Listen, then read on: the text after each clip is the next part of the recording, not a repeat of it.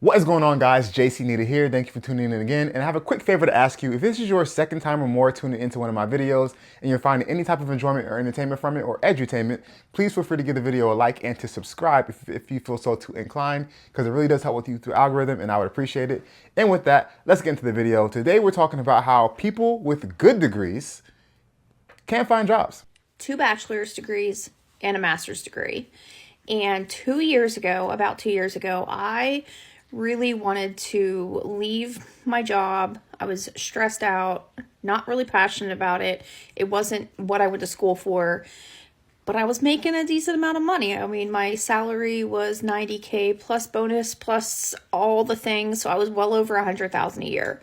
But I really wanted to move back to Pittsburgh, my hometown, to be closer to family. Now I have a bachelor's in psychology and I have a master's in counseling. Now I never went and got licensed as a counselor, and it takes so many hours of supervision, yada yada. So I don't have my LPC, I don't have my license. So I was looking in fields, obviously, that I can do psych or do anything related to a counseling background.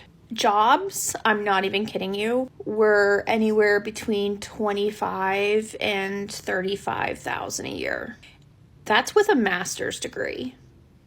How is anybody supposed to live on that? And if you do, I am so sorry. I know that the American economy sucks, and I'm privileged to have been able to find a job for 55, or else I wouldn't be here. And I got lucky with my living situation.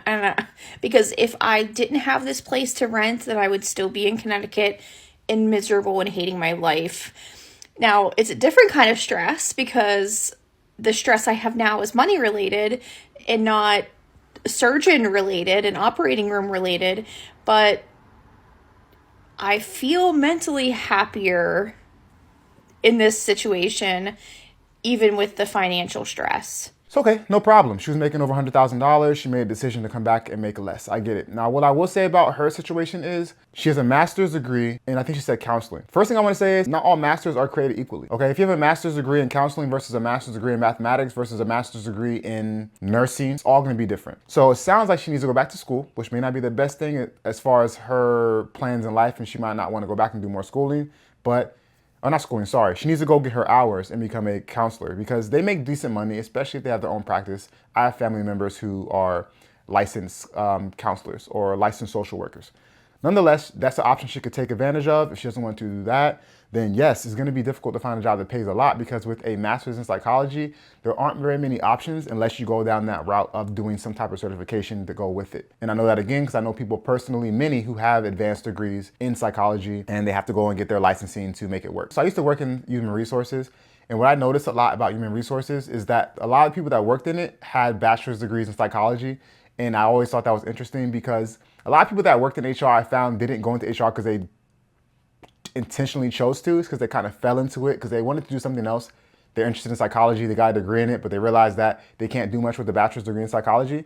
She's probably realizing that as well, probably why she went back and got a master's in psychology, or she had a bachelor's in counseling. But again, she didn't take the next step she needed to do to make more of it. So if you go to school and you get a degree in history or art, or something that's more of a passionate thing. Even biology is another example of that. People go to school, they get degrees in biology. In order to really get high-paying jobs with a degree in biology, a lot of times you have to get advanced degrees, get masters, go into a lab. So it all just depends. But if you want to get a degree that pays good money with a bachelor's, a lot of times it's going to be in STEM, it's going to be in engineering, it's going to be in possibly mathematics, it's going to be in some kind of health profession like nursing or something like that. So that's just my 2 cents about it. Whenever you're choosing a degree to go into, this is what I kept in the back of my mind, especially when going to get my master's.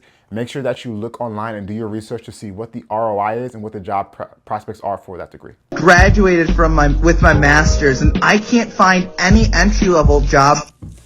When that job description says it have 5 years of experience, equivalent experience would be your education. So your bachelor's degree and your master's degree should count towards the experience that you need for that role. And also any internships that you have, apply for it. Now, with mathematics resumes, the thing I see most often is they have a difficulty translating from the numbers into a resume that sounds like an analyst. So please take a look at what business analyst resumes look like and use the language, adopt that language. It's really important. And I would recommend you attach a report that you can show that you can translate from numbers into a report. He has a degree in mathematics, which seems to be, it's in STEM. And whenever you have a degree in STEM, a lot of times you're better off as far as a return on investment perspective. Not saying it's more important, just saying that it's more likely you'll get a job that pays well. What he's having trouble with is that he's having a hard time translating that into a business analyst role. Because again, with mathematics, if you're not teaching or you're not doing some kind of, I guess teaching really, you have to find a way to get yourself into a role that mathematics is the basis of what you do. Because it's not like you go apply to jobs in mathematics. You apply to jobs that involve a lot of mathematics, like actuaries or a business analyst. I'm interested in what the comments say. I saw a comment that someone made I thought was a good one. This person says there's a difference between business analyst versus data analyst. He should consider going the actuary field. With a degree like mathematics, it seems to me as though you have to kind of finagle it a bit, again, to figure out, okay, what are the jobs I can look into that require a high level of math skill and knowledge, not just typing in jobs in mathematics. So actuary is a good example of that. You're having trouble finding a job, but you have a CS degree. Okay, that's not because of your CS degree. It's because, like I said in that video, a CS degree nowadays is like the bare minimum. So you need to have more things on top of your resume besides a CS degree. So if I were you, I would go to the college career fair or career center and try to network as much possible. Like ask people to look at your resume, apply to jobs like that. See what is missing, okay? See what is missing. Also, what you could also do is like cold approach and DM certain recruiters on LinkedIn. That works also. Is see what they're actually looking for in a job. Because if you specifically ask people what they're looking for in a job and you mimic the resume that is required for that job and you actually learn the skills required for that job, I don't think they should deny you a job. Like if you actually learn the skills required for the job and with the tools and technologies that they need, like let's say they need Puppet or Ansible or something. He's about to go off into some technical stuff. The main point of this is computer science degrees were once touted as held as the gold standard, as if you got that degree, you automatically get a job day one. You literally walk from your graduation center and straight into job at your cubicle, at your desk, you start working. That's how it was seen. You can't go wrong getting a computer science degree. You can't go wrong with programming. And while programming and computer science is still very, very in demand and a very good route to go, it's not as easy as it was before to get a job super quickly with a computer science degree. And that's for various reasons. One of the reasons is that during COVID, a lot of companies overhired employees. And so now they had to let go of those employees because they hired too many. And it's hard to get a job in computer science for that reason. Also, because it was so highly touted and everyone was pushed to go that route, and more people started getting degrees in computer science. So what happens? You have higher supply, and the demand for those degrees maybe didn't change as much. So now you have employers having to pick of the litter, and which goes to what he is saying, is you have to do way more than just apply to a job and they say, please, please come, or they're fighting for you because they have so many qualified people. The moral of the story is, just like with a lot of other degrees, computer science is now in that bucket to where you have to do more. It's about who you know more than what you know now. As before, it was more so what you know and that's it. This is not to scare anyone who is currently in nursing school, but it was, at least for myself and people in my cohort, really, really, really hard to find a job after graduating. And I feel like nursing schools just glaze over that. You think you come out of nursing school and you think you're automatically going to be set up with a job, and that's not what happened to me. I thought I was doing something wrong, but a lot of people were going through the same thing I was going through. And I ended up having to use a connection at the hospital that I work at now to get the job. And the problem is that these hospitals are interviewing 50 plus people for 5 positions, and 3 of them are night shift, 2 of them are day shift. And you're going up against people who have already started working at the hospital as CNAs. And I don't really know why it's so hard to get a job as a new grad. I'm not sure if hospitals just don't open up a ton of positions. Tip I have is that if a recruiter emails you about an interview or the application process, continue to bother them, because people have gotten jobs just by emailing back the recruiter asking if there's any available positions. So I'll be honest with you guys, I'm really surprised by this one. In my mind, anything that's in healthcare, especially nursing, I always look at it as like almost like computer science, but it's still where, you know, you can't go wrong. You're gonna walk straight from the graduation ceremony into a hospital or into a clinic or into a doctor's office and have a job as a nurse. It just seems like it's one of those things that's always needed. One of those things where there's always hear about nursing shortages this, nursing shortages that. So how do we have a nursing shortage, but at the same time, it's hard for them to get a job? This one confused me a bit. Maybe it's the location she's in, and maybe it's because she's specifically talking about hospitals and not, you know, other places that nurses can work, because nurses can work in so many places. Advanced living centers, at doctor's offices, local clinics, at hospitals, and schools. I mean, it's almost endless. In penitentiaries, I mean, you name it. It's almost like, to me, if you're in the nursing field, you're never gonna ever want for a job. So, but again, I think it might have to do with the specific place she's looking at, which is a hospital, and it may have to do with the location, perhaps where she's located at.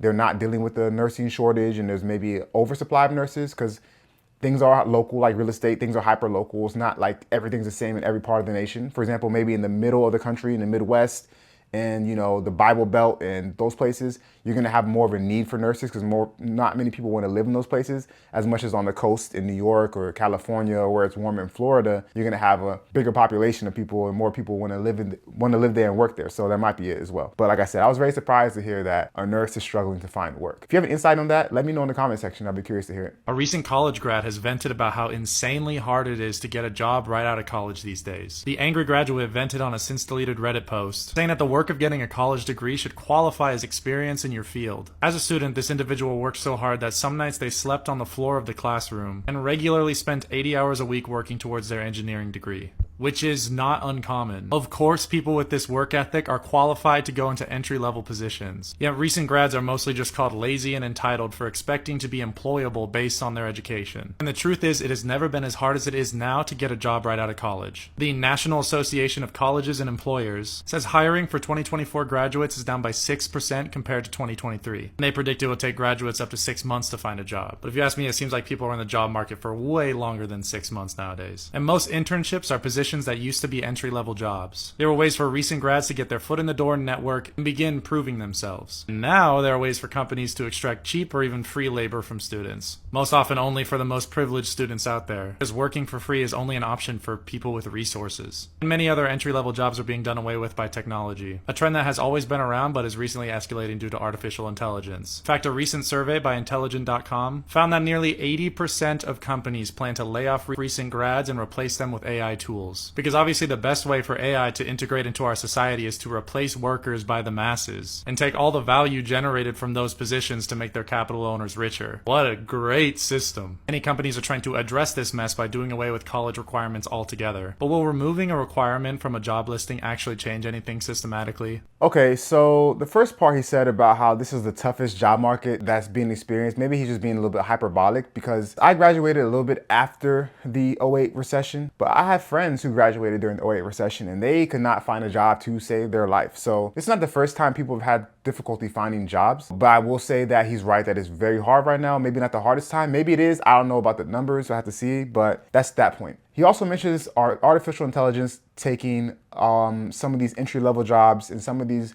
jobs that can be automated away. I think that in the short term, we will see a bit of a struggle there for people losing jobs to artificial intelligence, especially in certain fields, copywriting, programming, things like that. But with time, hopefully there will be new jobs created, and the technology that AI provides will just help people do things faster and more efficient. And I think that's happened throughout history. I mean, I don't know off the top of my head really, but there's technologies that have evolved or that have come into the market that have displaced workers. And I mean, even if you want to take it to something as simple as moving ground, right? Moving dirt. Before there were Tonka trucks or these big cranes or whatever, people did it by hand. It was manual. Those things came along, those machines, and those people probably lost their jobs and they had to go find other ways to make money. You know, it's just kind of how the world works. We advance and we have to find new ways to do things. Other thing that he said was about the internships, which I thought was kind of interesting. I do think that's kind of true. I never thought of working as free labor to be a privileged thing to do, but he makes a good point, because to be able to work an internship and do it for free, you do have to either have someone supporting you or you're working other jobs to make money while you're also doing the internship to get experience. And hopefully that job that you're working as an intern at will hire you as a full-time employee after you graduate, or maybe turn that internship position into a full-time position. But he's right, a lot of times it doesn't happen that way. They're just looking for ways to get free labor. And sometimes it can be a mutually beneficial situation. It might be a newer company who doesn't have a lot of money to pay for employees. And it may be a college grad that needs experience, and they come together. Okay, it's free labor, but they're getting experience. That company is getting work done from that employee, and it's beneficial for both parties. But if it's a big company just having a bunch of interns that they can use for free labor, I'm not with that either. So with that, if you made it this far in the video, I really appreciate you. If you got any value from it, any entertainment, any education, any edutainment, feel free to give the video a like and to subscribe if you feel so too inclined, because it really does help with the YouTube algorithm, and I really appreciate it. And until next time, make smart financial decisions.